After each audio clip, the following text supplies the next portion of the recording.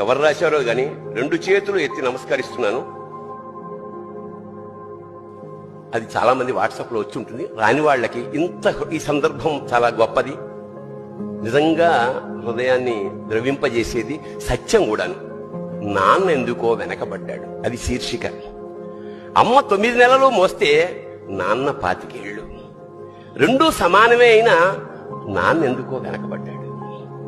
ఇంట్లో జీతం తీసుకోకుండా అమ్మ, తన జీతం అంతా ఇంటికే ఖర్చు పెడుతూ నాన్న, ఇద్దరి శ్రమ సమానమే అయినా అమ్మ కంటే నాన్న ఎందుకో వెనకబడ్డాడు.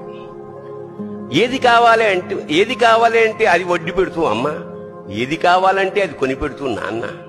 ఇద్దరి ప్రేమ సమానమే అయినా అమ్మకొచ్చిన పేరు ముందు నాన్న ఎందుకో బాగా వెనకబడ్డాడు.